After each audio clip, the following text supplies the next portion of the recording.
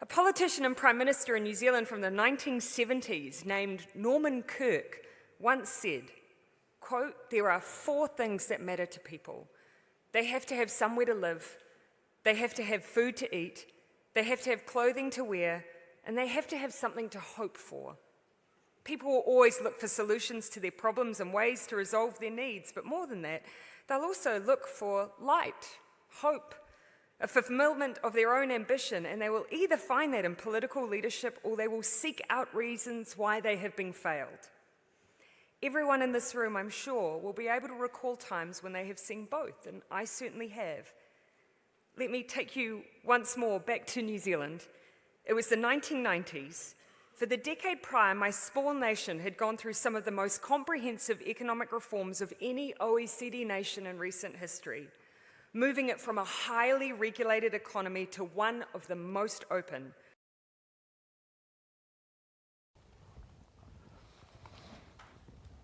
Paul, thanks for that presentation. I had to stop scribbling furiously because it was going to throw me off course on my presentation. There are some extraordinary continuities between Australia and New Zealand that you mentioned. What I want to do is walk you through where I think immigration policy in Australia fits in terms of our open economic model. And I view the immigration program the way it's functioning now, with the emphasis on skill, not just emphasis on skill, but the try before you buy aspect of it. Most of the recruiting we now do is onshore. So a bit over half the permanent settlers in Australia changed categories. So they were temporary migrants before they settled, and that's occurred in the last couple of years. Now, I view the way the program has evolved, and it's sort of evolved out of sight of the public, and I think a lot of politicians are not that clued up on what it means themselves. I've given a couple of presentations now internally to the public service in Australia on precisely this topic, that I don't think people understand how profound the changes we've had over the last 15 years in particular are. Now, one way to think about the migration program today is that it's become the 5th pillar of the open model. Now, the open model, as you've heard Bob Hawke, Paul Keating and John Howard tell you ad infinitum, and we went one more time around the world for sport in a television documentary a couple of years ago for the ABC.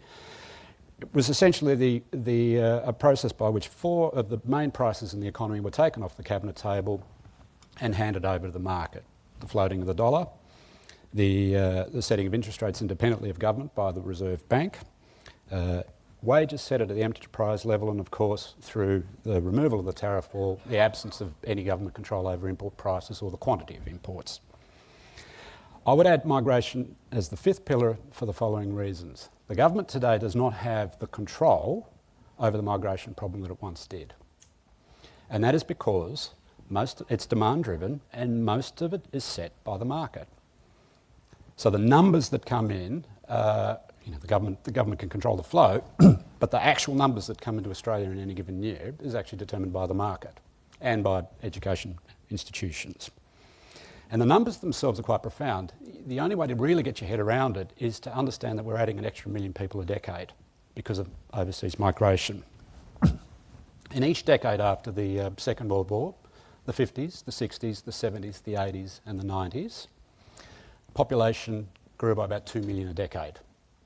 So rate of growth is actually declining because the number is pretty static. And a bit over half that population growth for each decade after the Second World War was net natural increase. Now, for the last 3 decades of the last 2 decades of the 20th century, I'll give you the net overseas migration figure. I'll annualise it for you just to make it a bit easier. It was a bit over 100,000 in the 80s, and it was around 80,000 in the 90s. Of course, there's an interruption of a very, very deep recession in the early part of the 90s there. The first decade alone of the 21st century, and you should be aware of this headline number, but understand what this thing means. Population didn't grow by 2 million a decade, it grew by 3 million a decade. Now, that extra million has come from overseas. Whereas in the previous decade, the 1990s, net overseas migration about 80,000 a year.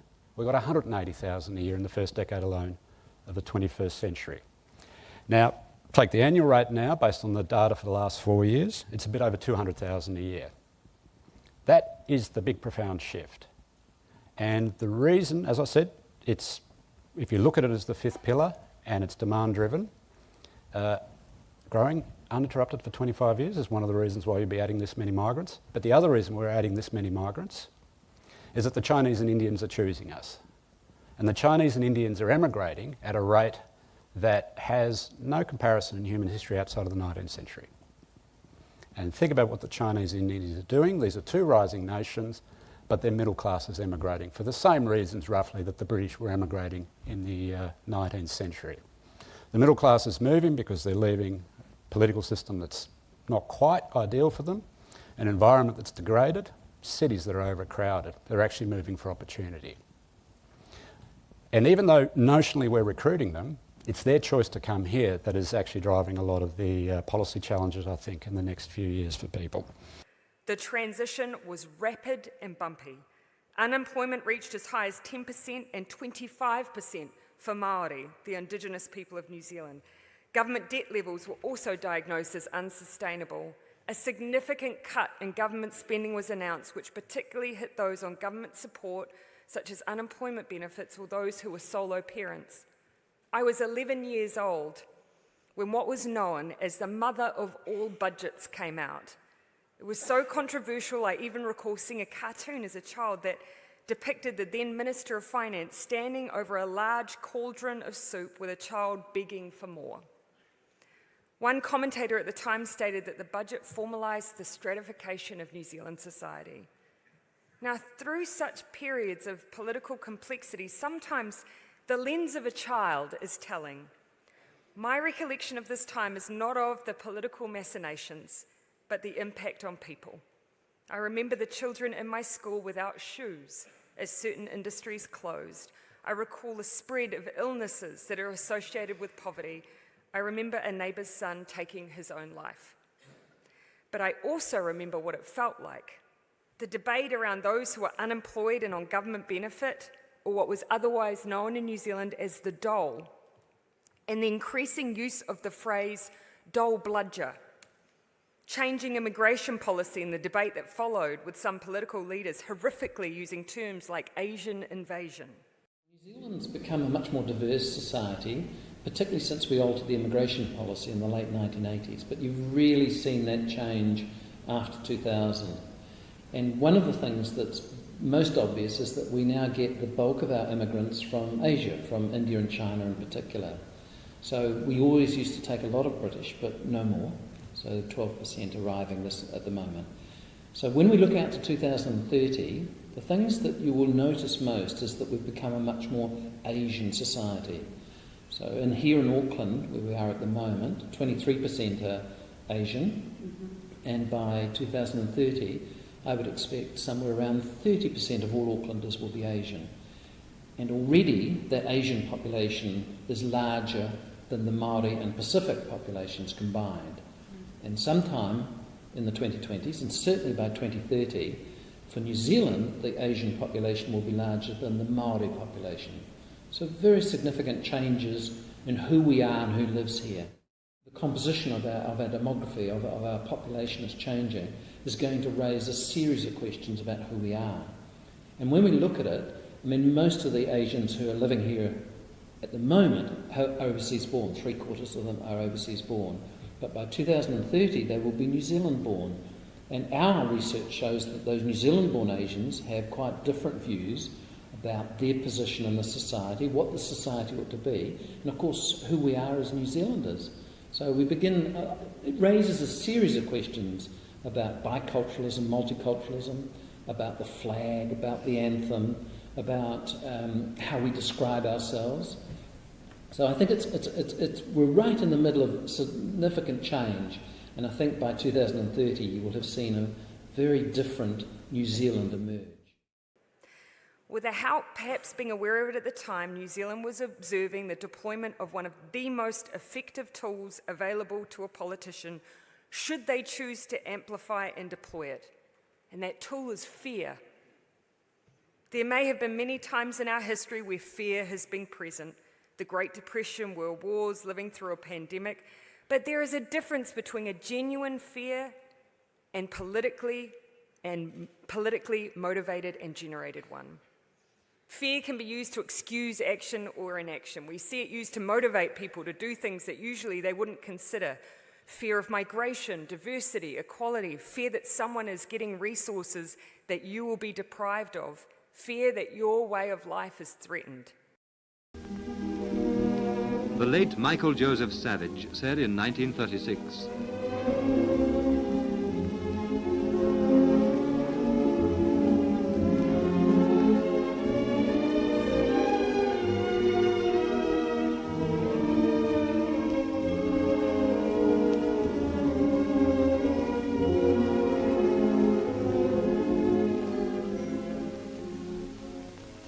You wake up to find your neighbour building a 3-storey house next to your place and there's nothing you can do about it? A new bill meant to make it easier and faster to build the homes we need is being labelled a disaster by urban planners. I'm joined here. In a rare moment of political unity, National and the government have joined forces on a bill they hope will see up to 100,000 new homes built over the next 8 years. Labor and National are standing together to say an emphatic yes to housing in our backyards. The half gallon's gone, the quarter acre shrunk, and New Zealand's changed. It's changed so the easy generalisations don't fit. It's been Americanised, it's been suburbanised, it's been feminised, it's been consumerised. In fact, it's much more now a part of the universal anywhere than something unique in itself.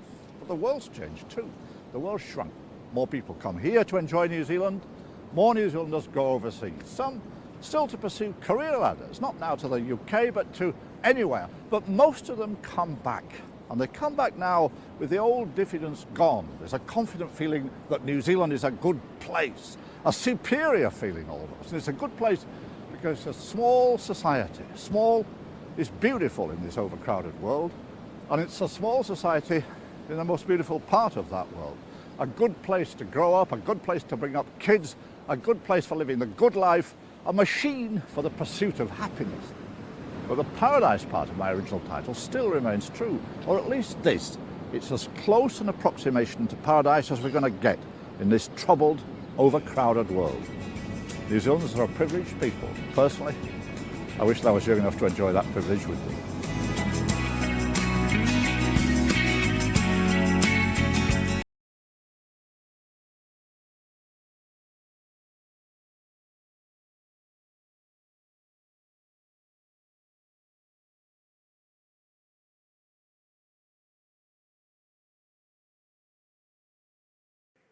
Fear is one of the quickest and easiest pathways to blame.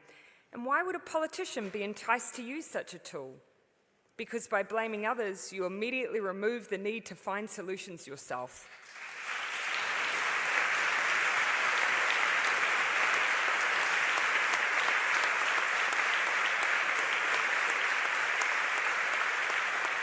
Property, okay, there's 3 things that drive property, I'm sure you all know this. So essentially, interest rates, jobs and migration. So they are the 3 big factors. And essentially why they're pretty much in that order is that if you go and borrow money to buy a house, just let's take residential for a moment, then pretty simply people go along and say, how much can I, they work backwards. Fundamentally, how much do I earn, how much can therefore I afford to pay? And let's say your mortgage is 2.5% at the moment for one an argument. Then the banks actually chuck in their models much higher numbers, over double that. So they stress test themselves that you can afford it when rates go up a bit. It doesn't mean that, so yeah, okay, the pace of increases being too high, but they still like it. So it's all about interest rates, and if you believe they're going to track up, they'll have some impact. Jobs, can people keep paying the mortgage? Migration is quite a big factor. So it has been, saying the blindly obvious, going crazy. So just to give you an example, what we call system growth, how much do the banks lend in residential? On average, that's 15 billion a year. Just to give you an example, in the last 12 months, it's been 30 billion. So ANZ, we are 1 in 3 home loans. We're the biggest in the country. And just to give you an example, September, October, November, December, just at ANZ, we lent $1 billion a month, just ANZ. Wow. So we're lending 15 billion a year now at the moment. And that's to New Zealand or New Zealand and Australia? No, just New Zealand. Okay. That's just New Zealand. So is this good migration for us at the moment, and is it making our economy more productive and more highly skilled? Migration is a many-edged sword in which it's fantastic if you're a small business and you don't want to invest a lot of money in new capital to be able to use machines to do your work, and it's actually cheaper just to employ more people to add to your production. It's also fantastic if you've managed to wangle a way to pay these people below minimum wage, or to get them to work for 50 hours instead of the 20 hours that you're actually paying them for. Now, the bigger issue, though, is that we've become addicted to low-skilled migration because it is the best way to grow your business without having to invest. And that leaves you spare cash to invest in other much more profitable ways to invest. And in New Zealand, that means anything that involves some land, a mortgage, and then just waiting for house prices and land prices to rise. It's much, much better. I flagged it in the presentation. One of the big challenges, I think, and you see it in real time because of the quality of the bulk of the intake.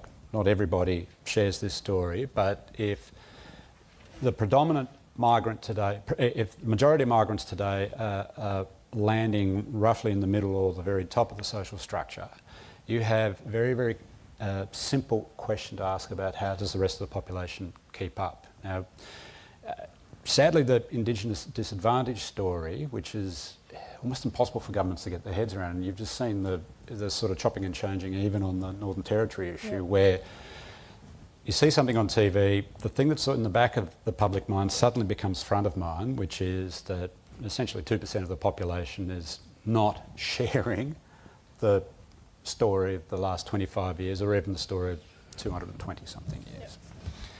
And so governments go, okay, another Royal Commission, hang on a minute, we didn't think that through, 2 commissioners, not 1.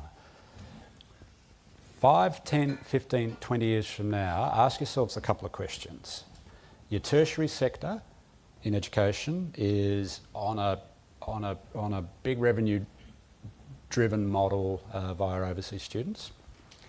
Your schools, especially as the kids of the skilled intake come into the system, your schools are starting to crowd out local born kids, simply because there aren't enough schools. You know, and I think the story essentially for most people who can default to the private system at great expense, expense to the household budget, is that they assume there'll be a place for their kid there if their kid doesn't get a selective school, or or you don't have a good public school in your area. Think about what's going to happen in the next few years where there's scarcity, where Australians previously assumed almost universal access. And this is the local-born population, not the Indigenous population, it's the local-born population I'm talking about. If you start to get to a situation in Australia where you have Indigenous plus local-born disadvantage, and it's driven primarily because we're on a default setting because the migration program is keeping the macro data ticking over, then take the anecdote of Victoria public transport system and then take it across the education system. You can't catch this thing up if you let it go. Literally can't catch it up.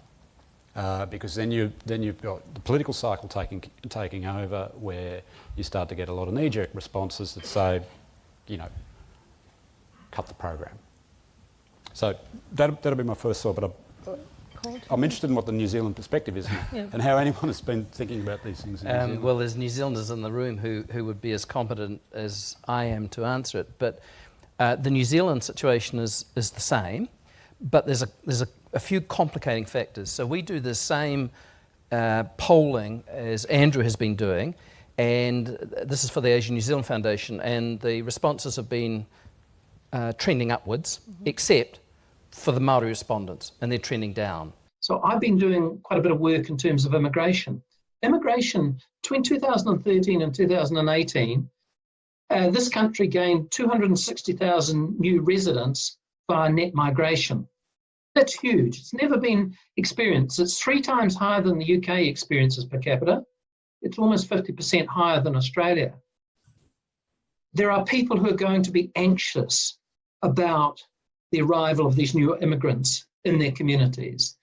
So we need to recognise that. And that's what Ali Hochschild was doing, I think, back when I heard her speak in 2010. These are not anxieties that are going to go away because they are fundamentally going to change people's lives. And we need to recognise that.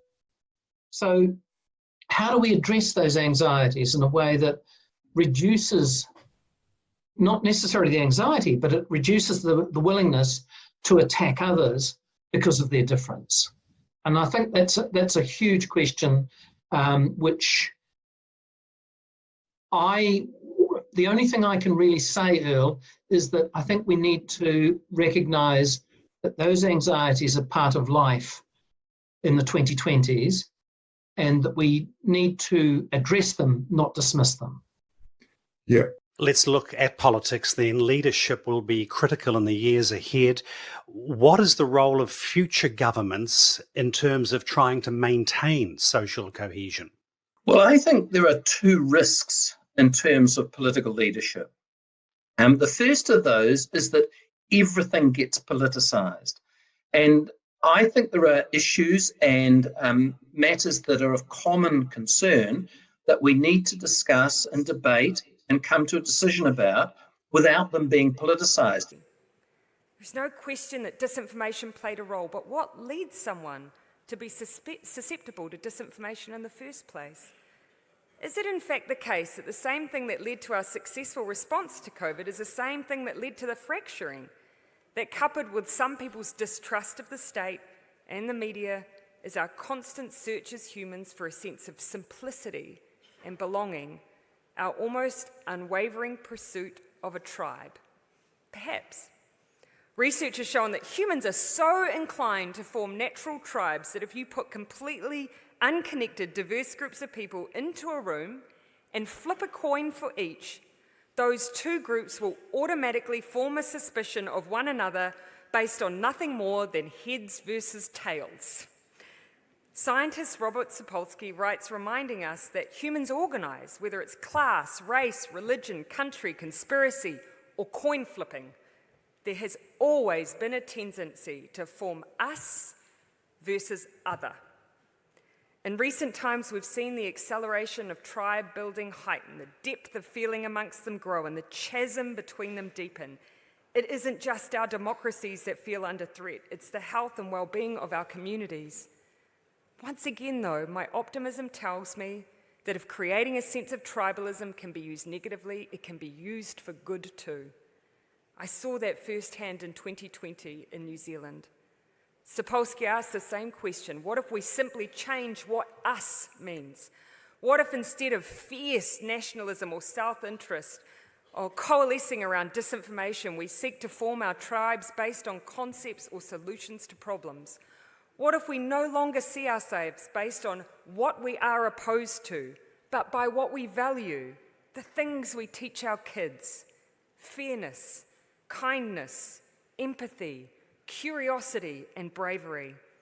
And perhaps we should start by asking that of our leaders first, that they're fearless in speaking to the challenges we face, but without deploying fear, that they model the values that allow difference to respectfully flourish again, have the empathies to see issues from others' perspectives and seek consensus when they disagree, that they possess the curiosity and humility to keep learning, the bravery to change their mind, and the ambition not to govern but to lead.